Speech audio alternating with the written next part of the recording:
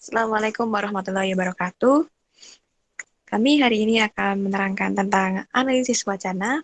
Kami dari kelompok 5 yang beranggotakan yang pertama adalah Reynaldi Januar Hudayanto, yang kedua ada Gilang Rizky Ramadhani, yang ketiga ada Indah Kumalasari, yang keempat ada Talita Syahdarania, yang kelima ada Maya Lestari, dan yang keenam ada Dinda Novariani Ramadhania. Baik, untuk materi pertama ada pengertian wacana yang akan diterangkan oleh Saudara Indah. Untuk Saudara Indah dipersilahkan.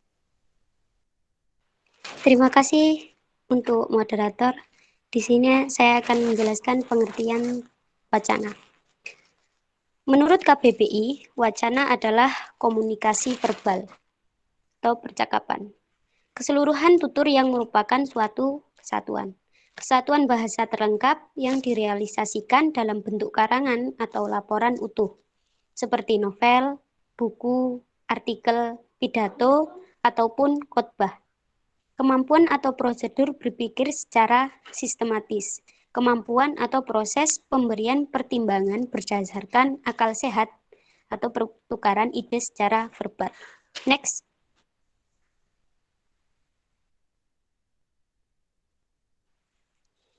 Pengertian wacana menurut beberapa para ahli.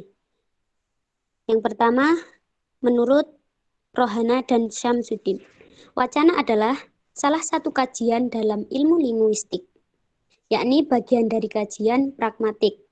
Wacana memiliki kedudukan lebih luas dari klausa dan kalimat, karena wacana mencangkup suatu gagasan dan konsep suatu teks. Pengertian wacana yang kedua yaitu menurut pendapatnya Busri 2010. Wacana ialah dalam bahasa Inggris disebut discourse, merupakan rekaman peristiwa yang utuh tentang komunikasi. Biasanya, wacana merupakan unit kebahasaan yang lebih besar daripada kalimat dan klausa dan mempunyai hubungan antara unit kebahasaan yang satu dengan yang lainnya. Menurut pendapat Alwi dan kawan-kawannya, yaitu tahun 2003, 419, wacana merupakan rentetan kalimat yang berkaitan yang menghubungkan proposisi yang satu dengan proposisi yang lain dan membentuk satu kesatuan. Alwi dan kawan-kawan juga menyatakan bahwa untuk membicarakan suatu wacana dibutuhkan pengetahuan tentang kalimat dengan sebuah sintaksis. Wacana merupakan suatu peristiwa yang terstruktur yang dimanifestasikan dalam perilaku linguistik atau lainnya. Pendapat yang keempat yaitu dari Francisca Dwi Harjanti. Wacana adalah rentetan kalimat yang berkaitan yang menghubungkan proposisi yang satu dengan yang lain, membentuk kesatuan. Satuan bahasa yang paling besar yang digunakan dalam komunikasi. Satuan bahasa di bawahnya secara berturut-turut adalah kalimat, frasa, kata, dan bunyi. Rangkaian bunyi membentuk kata. Rangkaian kata membentuk frasa. Rangkaian frasa membentuk klausa. Dan rangkaian klausa membentuk kalimat. Rangkaian kalimat membentuk wacana. Semuanya itu bisa lisan ataupun bisa tulis. Materi selanjutnya akan disampaikan oleh rekan saya yaitu Gilang. Kepadanya kami serahkan. Ya, terima kasih. Selanjutnya adalah prinsip-prinsip analisis wacana. Selanjutnya, 1. Analisis wacana bersifat empiris. Data berasal dari suatu masyarakat tutur, data tentang penggunaan bahasa masyarakat. Linguistik tidak berpikir tentang bagaimana masyarakat menggunakan bahasa. Analisis dapat memperhitungkan data. Mereka harus menjelaskan data dan istilah urutan dan penyebaran. Analisis memperkirakan, mereka menghasilkan hipotesis yang bisa disalahkan atau diperbaiki oleh data lain. 2. Wacana bukan suatu urutan unit linguistik. Koherisinya tidak dapat dipahami jika perhatian terbatas hanya pada bentuk linguistik dan makna. 3. Sumber koherisi disumbangkan oleh prestasi, kerjasama praktis, partisipan, dan pemahaman apa yang dikatakan, maksud, dan perilaku melalui tuturan setiap hari. Dengan kata lain, bentuk linguistik dan makna merupakan kerjasama dengan makna sosial dan kultural, kerangka penafsiran untuk kreativitas wacana. 4. Struktur, makna, dan tindak tutur wacana setiap hari adalah prestasi secara interaktif. 5. Apa yang dikatakan makna dan perilaku merupakan situasi yang diurutkan, yaitu tuturan yang dihasilkan dan ditafsirkan dalam konteks lokal dari tuturan lain.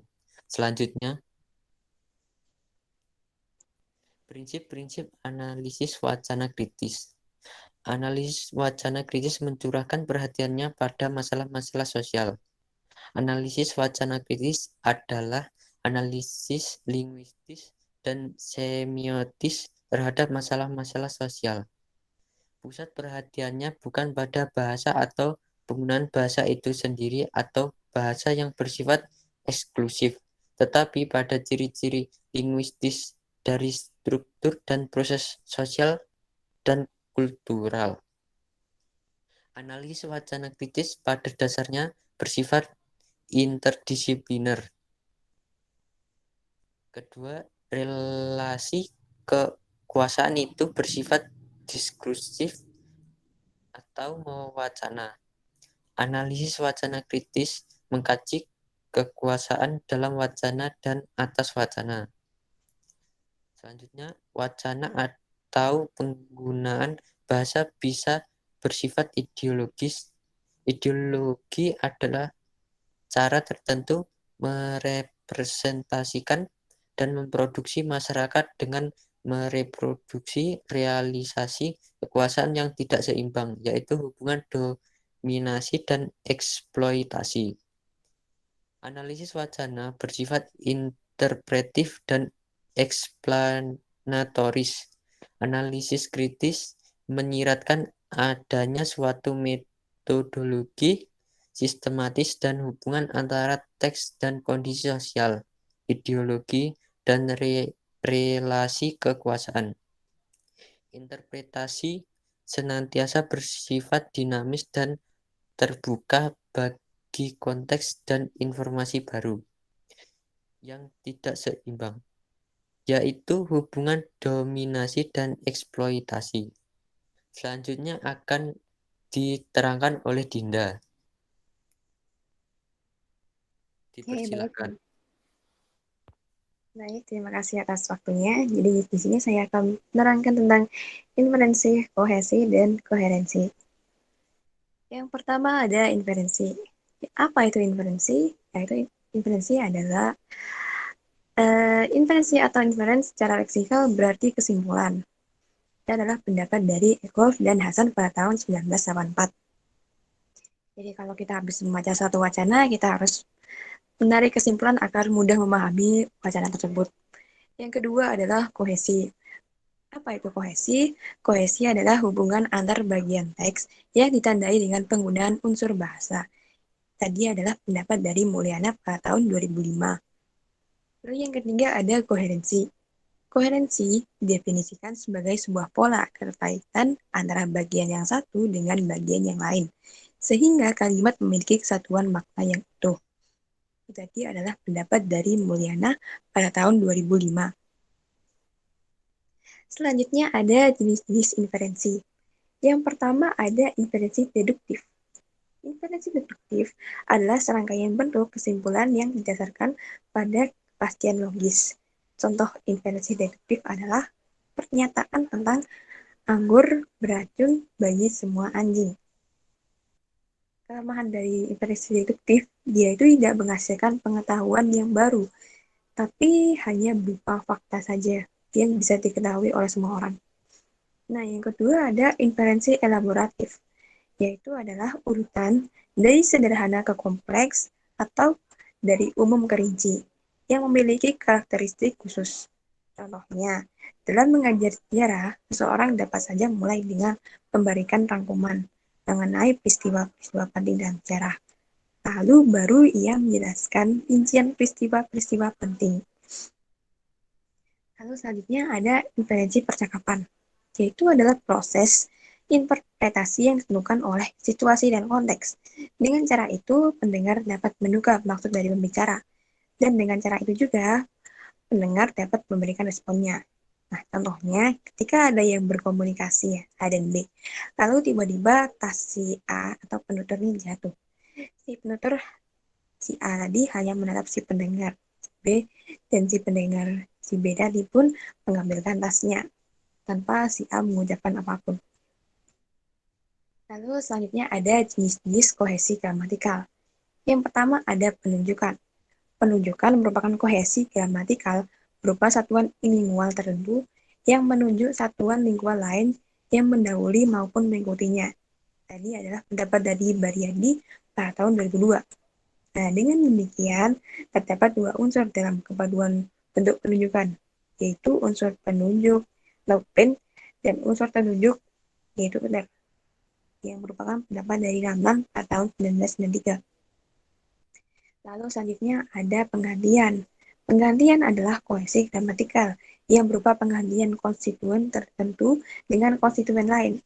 Dalam kohesi ini terlibat dua unsur, yaitu unsur terganti dan unsur pengganti. Contohnya, dia, ia, beliau yang bersifat honorifik, beliau, tunggal, dan mereka. Beliau yang bersifat honorifik, jamak, serta bentuk terikatnya yang bersifat jamak atau tunggal. Sini, situ, dan sana. Lalu selanjutnya ada perangkai. Perangkaian merupakan kohesi gramatikal yang berwujud kongruensi, yang merupakan pendapat dari Baryadi pada tahun 2002, atau kata-kata yang merangkaikan kalimat satu dengan yang lain, yang merupakan pendapat dari Rahman pada tahun 1993. Contohnya, sebaliknya, namun, akhirnya, padahal, kemudian, tetapi, begitu, atau demikian. Misalnya, oleh karena itu, begitu, dan demikian itu merupakan unsur pengganti, menggantikan unsur yang telah disebutkan di muka, yang merupakan pendapat dari Laman pada tahun 2002. Selanjutnya ada jenis-jenis kohesi leksikal. Yang pertama ada pengulangan. Pengulangan adalah kohesi leksikal berupa pengulangan konstituen yang telah disebut. Yang tadi itu merupakan pendapat dari Baryadi pada tahun 2002. Nah, contohnya adalah kelas 86 yang biasanya memenangkan lomba puisi. Kelas 86 dapat menang karena kecerdasan waras dalam membacakan puisi. Dalam hal ini yang diulang adalah kata kelas 86. Lalu selanjutnya ada hiponimi. Hiponimi adalah kohesi leksikal yang berupa relasi makna leksikal yang bersifat hierarkis antara konstituen yang satu dengan konstituen yang lain.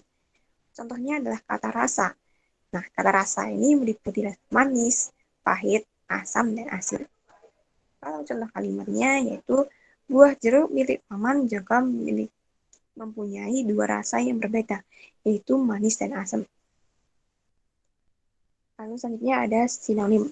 Kohesi sinonim adalah kohesi leksikal yang berupa relasi makna leksikal yang mirip antara satu konstituen yang satu dengan konstituen yang lain. Sinonim ini disebut juga ekuivalensi leksikal. Ekuivalensi leksikal yang merupakan pendapat dari Baryadi pada 2002. Nah, contohnya adalah tumbuhan dan tanaman, bunda dan ibu.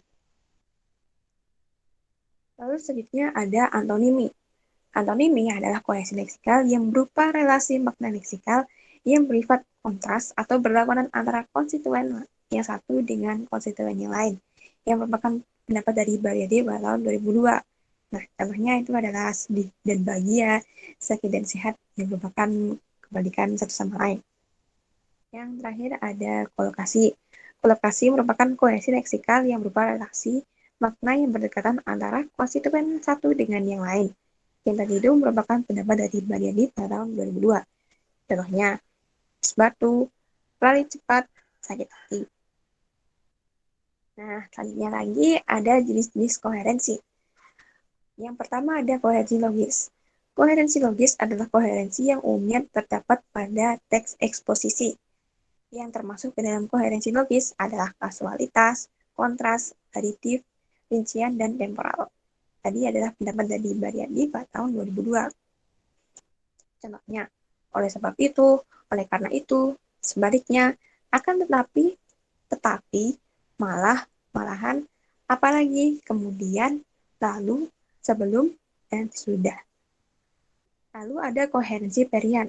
Koherensi perian adalah koherensi yang merupakan hubungan makna yang menyatakan pendeskripsian suatu secara jelas. Tadi ada pendapat dari Baryadi pada tahun 2002. Nah, contohnya, saya seorang karyawan pada perusahaan swasta yang cukup berkembang. Pada usia 42 tahun, saya sekarang karir saya cukup maju. Saya punya istri dan 3 anak. Sebelum mengalami penderitaan ini, yakni terserang penyakit tipes akut, ya, saya pernah opname di rumah sakit. Lalu ada koherensi kronologis. Koherensi kronologis adalah koherensi yang umumnya terdapat dalam teks narasi.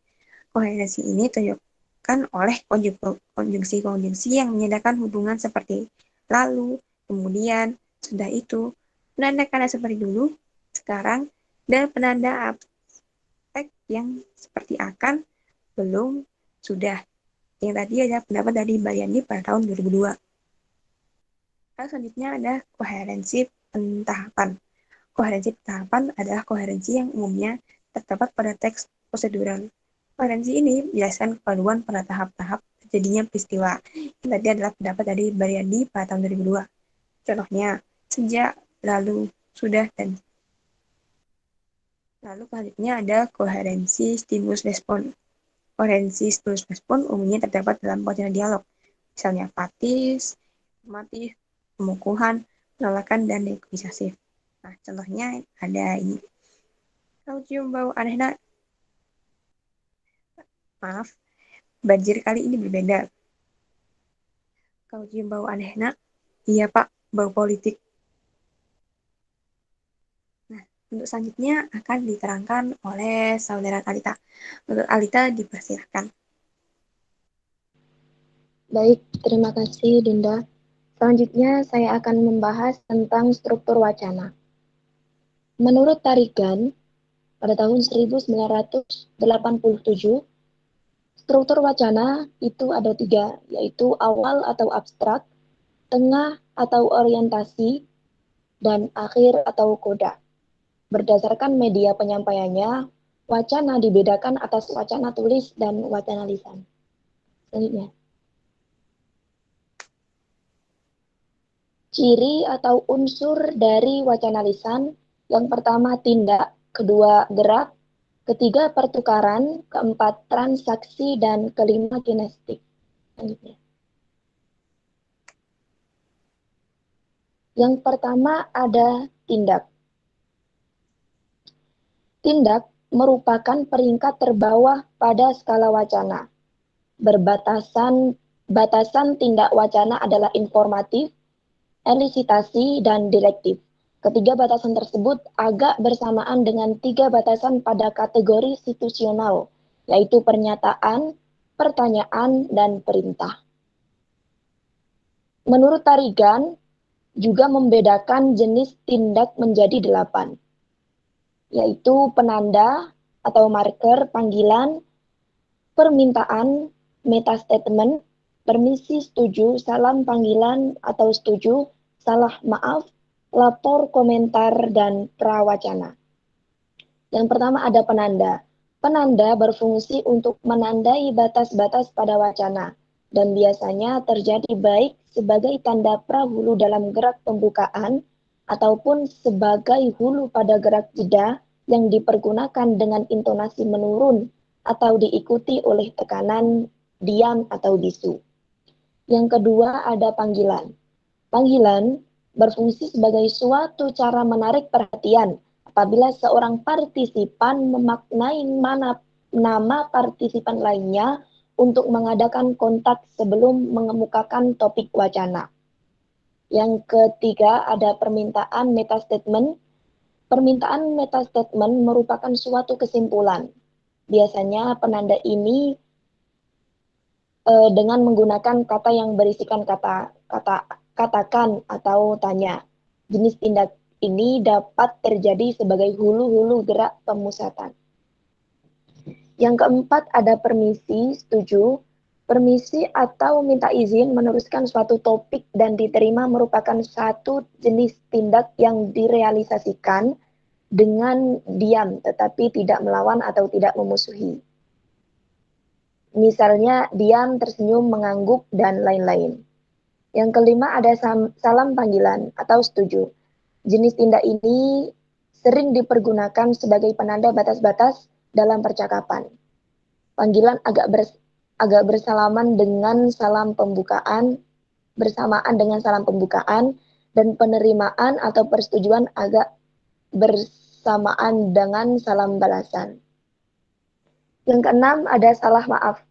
Mengaku salah atau minta maaf merupakan tindak wacana yang sering dipakai dalam pergaulan sehari-hari. Yang ketujuh ada lapor komentar. Informasi dan komentar tidak selamanya dapat dinyatakan dengan satu nama atau satu etiket, terlebih bagi bagian informatif yang panjang yang dapat mencakup keseluruhan. Dan yang kedelapan ada prawacana. Kata pengantar, pendahuluan, atau prawacana adalah salah satu tindak wacana yang merupakan upaya untuk memperkenalkan gerak-gerak pembukaan kembali. Selanjutnya, ciri atau unsur dari wacana lisan yang kedua yaitu gerak. Menurut Sinclair dan Coulthard pada tahun 1807, gerak adalah satuan bebas yang terkecil walaupun gerak mempunyai struktur dalam hubungan tindak. Ada 5 jenis gerak yaitu gerak susun, gerak pusat, gerak pembukaan, gerak jawaban, dan gerak lanjutan. Yang pertama ada gerak susun. Gerak susun merupakan indikasi bagi pembicara bahwa pembicara melihat atau menganggap satu tahap dalam pembicaraan sudah berakhir dan yang lain akan mulai. Yang kedua ada gerak pusat. Gerak pusat menggambarkan suatu pergantian tahap. Gerak pusat ini mempunyai penanda dan pengantar yang sunnah, hulu yang wajib, dan direalisasikan dengan kesimpulan serta komentar. Dan yang ketiga ada gerak pembukaan. Fungsi gerak pembukaan adalah untuk menyebabkan yang lainnya turut berpartisipasi dalam suatu pertukaran. Yang keempat ada gerak jawaban. Tipe gerak jawaban ini berfungsi sebagai responsi yang tepat dalam hubungan yang telah dibuat oleh gerak-gerak pembukaan. Dan yang terakhir gerak lanjutan. Gerak lanjutan ini terjadi setelah ada gerak jawaban dari lawan bicara. Gerak lanjutan mempunyai tristruktur, yaitu prahulu, hulu, dan pascahulu yang direalisasikan dengan tindak-tindak persetujuan, penilaian, dan komentar. Ciri dan unsur yang kedua, yaitu yaitu pertukaran. Pakar wacana lisan, Deidre Barton, membedakan 2 jenis pertukaran atau exchange, yaitu explicit boundary exchange dan conversational exchange. Yang pertama ada explicit boundary exchange atau pertukaran batas eksplisit, merupakan pertukaran tidak wajib pada pembukaan transaksi. Pertukaran ini terdiri dari susunan atau pusat atau susunan pusat dan pusat sekaligus dan harus ditunjang oleh pembicara lainnya. Yang kedua ada conversational exchange atau pertukaran percakapan mulai dengan suatu praksara yang mungkin saja berupa pembukaan atau pembukaan kembali ataupun gerak tantangan. Next. Selanjutnya itu transaksi. Transaksi biasanya mulai dengan pertukaran, persiapan, dan berakhir dengan pertukaran akhir. Dalam transaksi normal terdapat 3 tipe utama, yaitu inform, direct, dan elicit. Dan yang terakhir ada kinestik. Kinestik atau gerakan bukanlah merupakan unsur kebahasaan, tetapi turut berperan untuk memperlancar jalannya komunikasi lisan tatap muka. Kinestik ini mencakup aspek-aspek tertentu perilaku komunikatif non-lokal antara para partisipan dalam suatu wacana lisan. Kinestik mencakup semua gerak isyarat atau urutan gerak isyarat yang bermakna, yang merealisasikan fungsi antar kegiatan atau interaktif dalam situasi-situasi komunikasi tatap muka. Dalam kehidupan sehari-hari, kita dapat saksikan atau praktekkan penggunaan kinestik yang turut menunjang dan memperlancar komunikasi tatap muka. Contohnya, yang pertama, anggukan kepala yang bermakna setuju. Kedua, gelengkan kepala yang bermakna tidak setuju. Ketiga, acungkan jempol yang berarti bagus, tepat, memuji. Yang keempat, kelingking ke bawah yang berarti jelek, buruk, dan tidak menarik. Dan yang kelima, goyangan telapak tangan ke kiri dan ke kanan yang berarti jangan, tidak boleh, atau dilarang. Sekian saya lemparkan ke teman saya Renaldi. Terima kasih.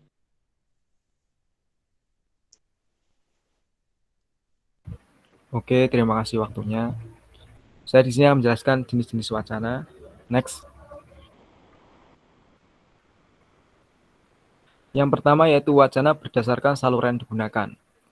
1. Wacana tulis. Menurut Mulyana, wacana tulis adalah jenis wacana yang disampaikan melalui tulisan. Contohnya buku, koran, makalah, dan lain-lain. Yang kedua yaitu wacana lisan. Menurut Mulyana juga, wacana lisan adalah jenis wacana yang disampaikan secara lisan atau langsung secara verbal. Contohnya ketika berkomunikasi dengan orang lain. Yang kedua yaitu wacana berdasarkan peserta komunikasi. 1. Wacana monolog. Menurut Mulyana, wacana monolog adalah jenis wacana yang dituturkan oleh satu orang. Contohnya seperti orasi ilmiah, khotbah, dan penyampaian visi dan misi. Yang kedua yaitu wacana dialog. Menurut Jaja Sudarma, wacana dialog merupakan wacana yang berupa percakapan atau pembicaraan antara dua pihak terdapat pada konversasi. Contohnya seperti diskusi, musyawarah, pembicaraan telepon, tanya jawab, dan teks drama. Yang ketiga yaitu wacana polilog. Wacana polilog adalah pembicaraan atau percakapan yang melibatkan partisipan pembicaraan lebih dari 2 orang penutur. Partisipan yang terlibat dalam pembicaraan semuanya berperan aktif dan langsung dalam komunikasi. Contohnya seperti peristiwa musyawarah, diskusi, atau debat, dan teks drama. Next.